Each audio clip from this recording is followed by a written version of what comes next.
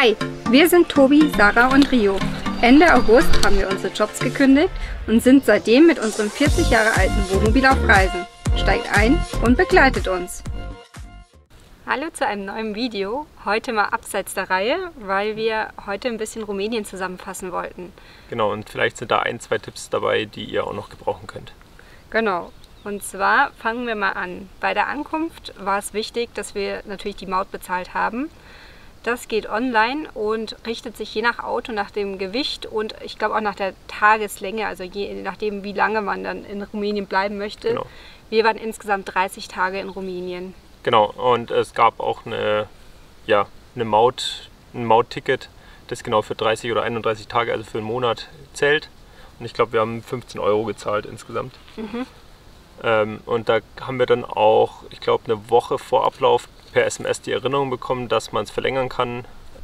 An der Grenze war es aber auch möglich, die Maut noch zu kaufen. An der Grenze. Wir sind von Serbien rübergefahren und dort war auch ein Häuschen, wo man die Maut hätte kaufen können. Ja. Die Straßen hatten insgesamt einen eigentlich ziemlich guten Zustand. Kommt natürlich auch immer drauf an, wo man ist natürlich. Wir sind über den Nationalpark reingefahren.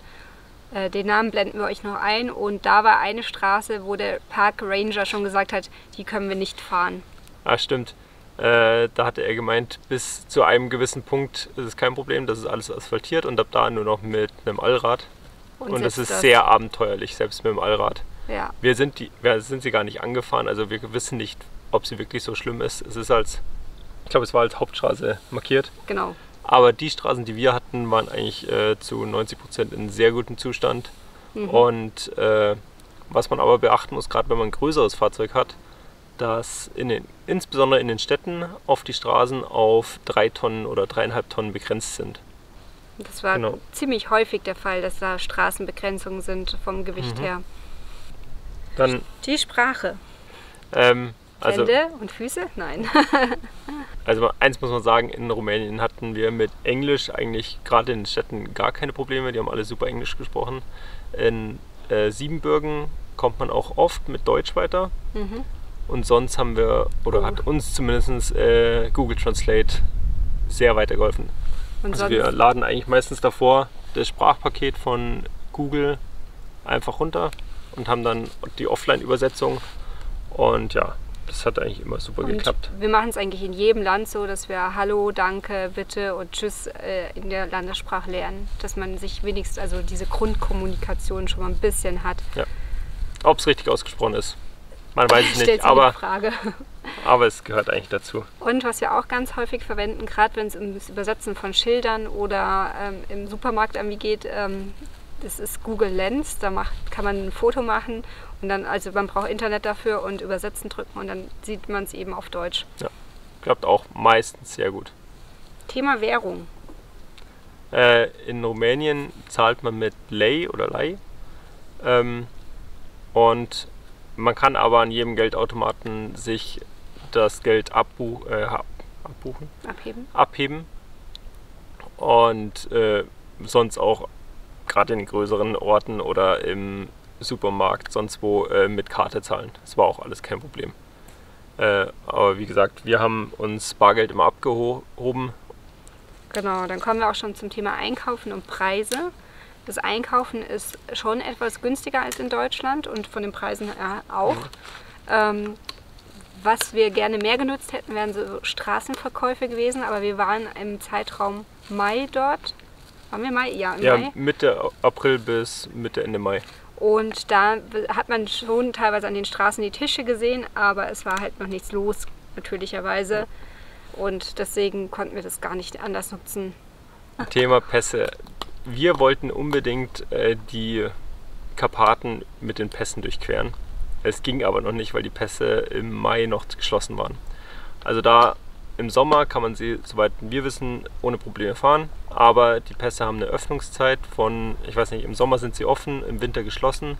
Und da sollte man sich auf jeden Fall vorher informieren. Und ich meine, wir wussten von vornherein, dass die Pässe im April, Mai noch geschlossen sind.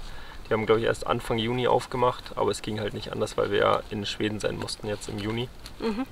Und ja, hätten wir aber wirklich gern gemacht, weil das sind ja, oder der Transfall Kazan irgendwie so ähnlich. Das soll ja einer der schönsten Pässe sein, so auch von den Bildern, das ist ja atemberaubend. Man muss aber auch sagen, wenn wir die Pässe gemacht hätten, hätten wir vielleicht viele andere Dinge, die jetzt nicht so bekannt sind, nicht gemacht. Und das wäre auch, also es ist mal ein Für und Wider natürlich. Ja. Von den Stellplätzen her nutzen wir wie immer eigentlich Park4Night, das ist super einfach. Teilweise war es auch, dass man irgendwo vorbeikommt und dann stehen bleibt. Oder mit Google Maps ist die Navigation ja natürlich auch ziemlich einfach.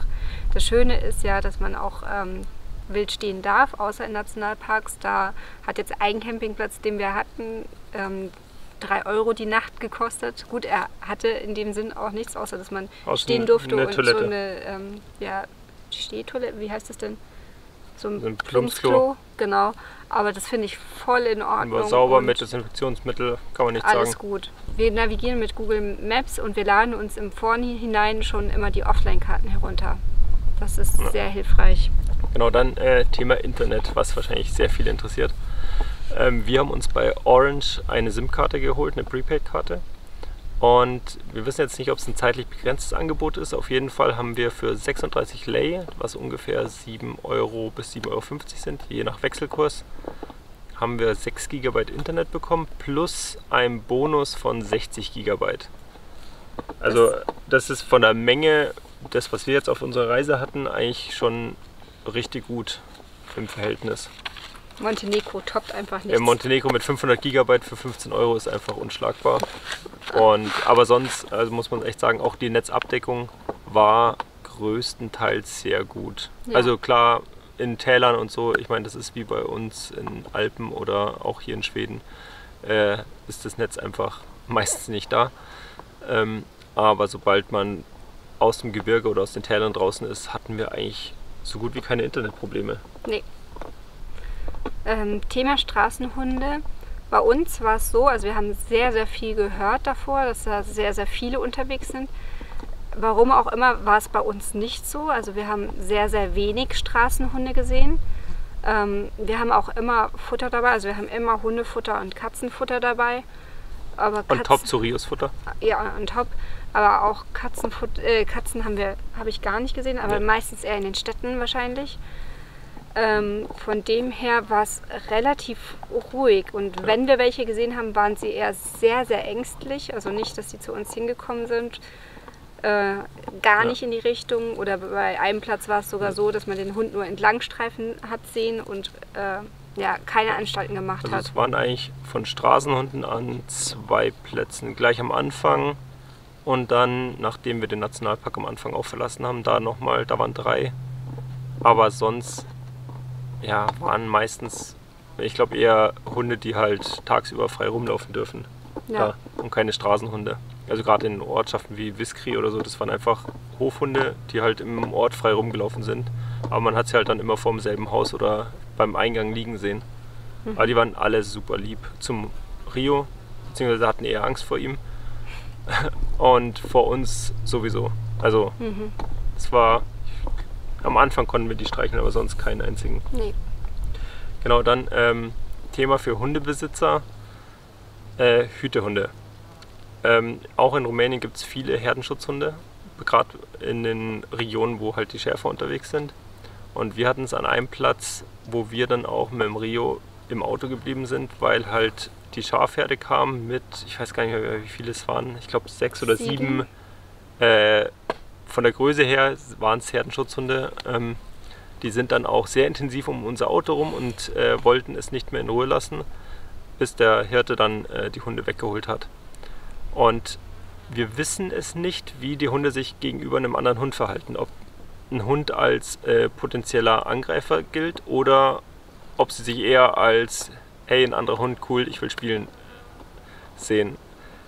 Wir wollten es auch nicht rausfinden, muss ich auch sagen, weil es einfach zu heikel ist bei sowas. Wir haben mit einem Hirten oder einem Schäfer gesprochen, der hatte auch viele Hunde.